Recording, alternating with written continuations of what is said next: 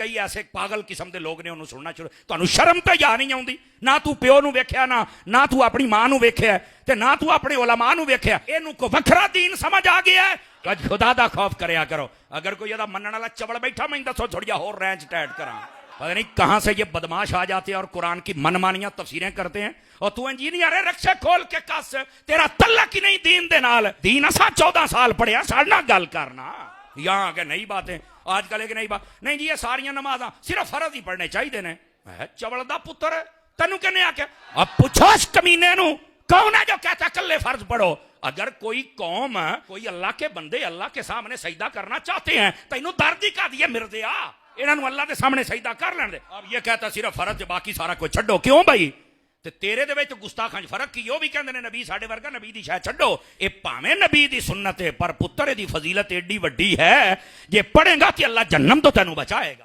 سورہ الروم میں اللہ تعالیٰ نے فرمایا منیبین الیہ واتقوا, رجوع لاؤ اللہ کی طرف اور اس سے ڈر جاؤ. وَأَقِيمُوا الصَّلَاةَ, اور نماز کو قائم کرو. وَلَا تَكُونُوا مِنَ الْمُشْرِكِينَ, اور دیکھو مشرکوں میں نہ ہو جاؤ.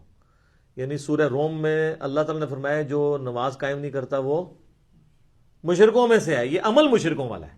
پاکستان کے شناختی کارڈ میں اسے مسلمان لکھ دیا جائے گا, اللہ کے ہاں نہیں ہے. اور پھر جو صحیح مسلم میں 246 نمبر حدیث ہے, ترمذی میں بھی موجود ہے کہ بندے کے کفر اور اسلام, شرک اور ایمان کے درمیان فرق نماز ہے. جناب جامعہ ترمذی میں موجود ہے,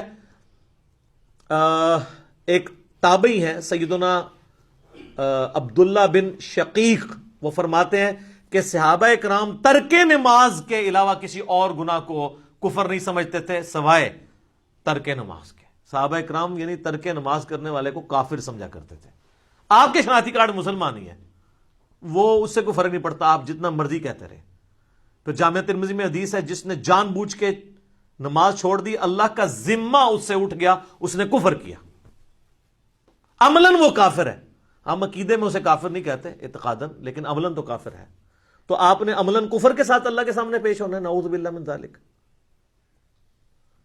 پھر سنن ابی داؤد میں حدیث ہے قیامت والے دن سب سے پہلے نماز کے بارے میں سوال ہوگا. اگر وہ اس سوال میں فلاح پا گیا تو وہ فلاح پا گیا, اور اگر وہ اسی میں فیل ہو گیا تو اگلے سوالات میں بھی فیل ہو گیا.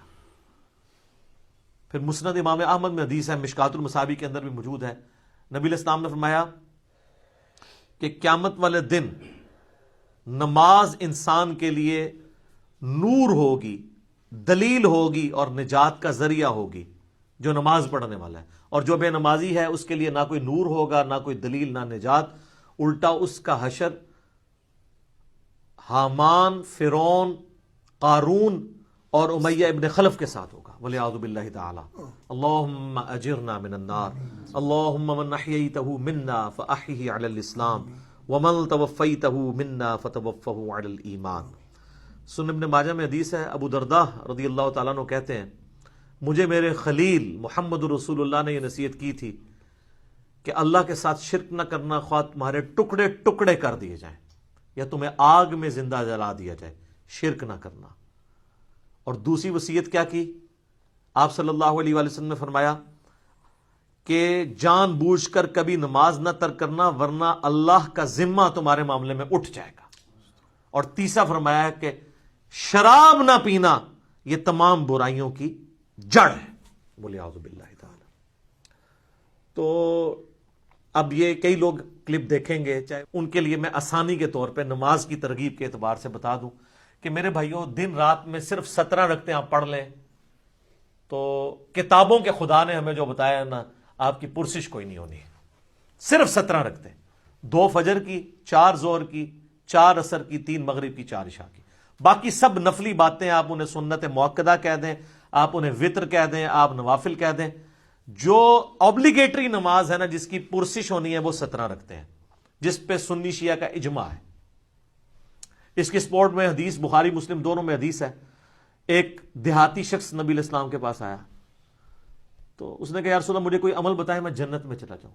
آپ نے فرمایا کہ اللہ تعالیٰ کے ساتھ کسی کو شریک نہ ٹھہراؤ, صرف اسی کی عبادت کرو, تم جنت میں داخل ہو جاؤ گے. 5 وقت کی فرض نماز کو قائم رکھو, فرض زکوٰۃ ادا کرو, اور فرض روزے رکھو. حج اس وقت تک فرض نہیں ہوا تھا. یہ 4 باتیں آپ نے ارشاد فرمائی. شرک نہیں کرنا, شرک پہلی چیز ہے بھائی جی جس تو بچنا ہے. اس کے بعد نماز, فرض زکوٰۃ اور فرض روزے. تو اس نے کہا یا رسول اللہ صلی اللہ علیہ وسلم نہ میں اس میں کوئی زیادہ کروں گا نہ اس میں کوئی کمی کروں گا, یعنی میں نے سے زیادہ بھی نہیں پڑھنی کم بھی نہیں پڑھوں گا. اور یہ بات کہتا ہوا وہاں سے نکل گیا. نبی علیہ السلام فرمایا کسی نے جنتی کو دیکھنا ہے اس شخص کو دیکھ لے. اچھا, اسی کو سپورٹو ایک اور طریق ہے بخاری اور مسلم میں, وہ بھی بخاری مسلم دونوں میں ہے, کہ ایک اس طرح نجد کا رہنے والا ایک پینڈو شخص جو پرانگدہ حالت تھی جس کی حضور کے پاس آیا, تو وہ اسی لیے آیا کہ اللہ کے نبی علیہ السلام کے اوپر ایمان لے کر آئے. تو اس نے پوچھا یا رسول اللہ صلی اللہ علیہ وسلم بتائیں اسلام کیا ہے؟ تو آپ نے فرمایا اسلام یہ ہے کہ تم 5 وقت کی فرض نماز کو قائم رکھو. اس نے کہا یا رسول اللہ فرض کے علاوہ بھی ہے کچھ؟ فرمایا ہاں نفل ہیں, وہ تمہاری مرضی, اگر پڑھنا چاہو تو پڑھ لو, نہیں پڑھنا چاہتے نہ پڑھو. اور یاد رکھیے گا احادیث میں سنت کی ٹرم یوز نہیں ہوتی ہے, یہ محدثین کی ٹرم ہے. سنتیں جو ہم موقدہ پڑھتے ہیں ان کو بھی نفل کہا جاتا ہے. نفل ان کہا جاتا ہے اضافی نماز. انفال مال غنیمت اضافی مال, نفل کا مطلب اضافی چیز ہے. پھر نبی علیہ السلام نے فرمایا کہ فرض زکوٰۃ ادا کرو. اس نے کہا رسول اللہ فرض زکوٰۃ وہ جو 2.5% ہے, اس کے علاوہ فرمایا اس کے علاوہ نفلی صدقات وہ تمہاری مرضی کر لو, نہیں کرنا چاہتے نہ کرو. پھر آپ فرمایا فرض روزے رکھو رمضان کے.